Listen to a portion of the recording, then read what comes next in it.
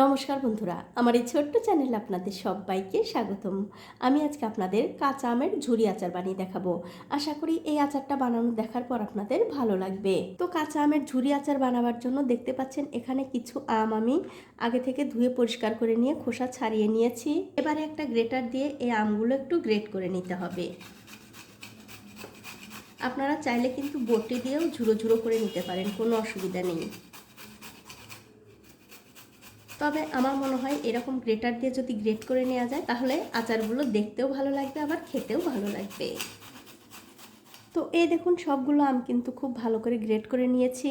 এখন এর মধ্যে দিয়ে দিচ্ছি মিষ্টির জন্য হাফ বাটি চিনি আর হাফ বাটি দিয়ে দিচ্ছি আখের গুড়। তবে বন্ধুরা মিষ্টিটা যদি প্রয়োজন পড়ে সেক্ষেত্রে কিন্তু পরেও দেয়া যাবে।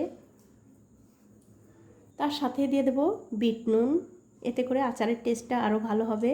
আর দিয়ে দিচ্ছি স্বাদ মতো রেগুলার রান্নার নুন। এবারে সব কিছু দিয়ে এই আমের সঙ্গে খুব ভালো করে মাখিয়ে নিতে হবে। তো এই দেখুন সব কিছু দিয়ে কিন্তু আমি খুব ভালো করে মাখিয়ে নিয়েছি।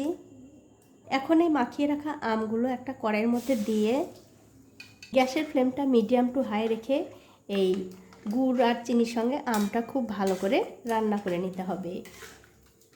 তো এই দেখুন গ্যাসের ফ্লেমটা বাড়িয়ে রেখে কিন্তু এই আচারটা আমি প্রায় 5 থেকে 7 মিনিট খুব ভালো করে রান্না করে নিয়েছি। আর বন্ধুরা আচারটা যখন আপনারা গ্যাসের ফ্লেমটা বাড়িয়ে দিয়ে রান্না করবেন অবশ্যই একটু সাবধানে রান্না করবেন, তার কারণ হচ্ছে এই আচারটা কিন্তু খুব ছিটকায়, তার জন্যই একটু সাবধানতা অবলম্বন করেই কিন্তু এই আচারটা রান্না করবেন। এখন আমি গ্যাসের ফ্লেমটা লো টু মিডিয়ামে রেখেছি যাতে এই আমটা খুব ভালোভাবে সেদ্ধ হয়ে যায়।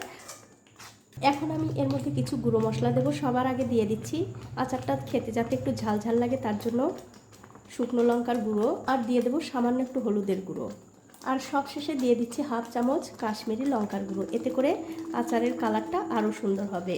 এবারে সব কিছু মিশিয়ে এই আচারটা আবারও খুব ভালো করে রান্না করতে হবে। যতক্ষণ না পর্যন্ত এই আচারটা একটু শুকনো শুকনো হয়ে আসছে ততক্ষণ কিন্তু রান্না করতে হবে।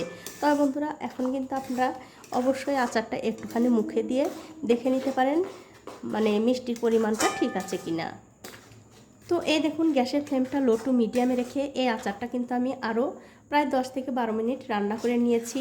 দেখতেই পাচ্ছেন আচারটা কিন্তু অনেকটা শুকনো শুকনো হয়ে গেছে। আর এই আচারের মধ্যে কিন্তু আমি আরও একটু গুড় আর চিনি দিয়েছি, তার কারণ আচারটা একটু টক হয়ে গেছিলো। এখন আমি সবশেষে এর মধ্যে দিয়ে দিচ্ছি আচারের মশলা।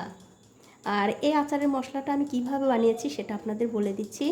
1 চামচ গোটা ধনে, 1 চামচ গোটা জিরা, 1 চামচ মৌরি আর 2-3টে কাঁচা লঙ্কা শুকনো খোলায় ভেজে আমি গুঁড়ো করে নিয়েছি।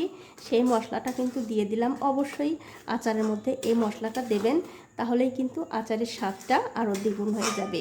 এবারে মশলার সঙ্গে এই আচারটা আরও কিছুক্ষণ রান্না করব।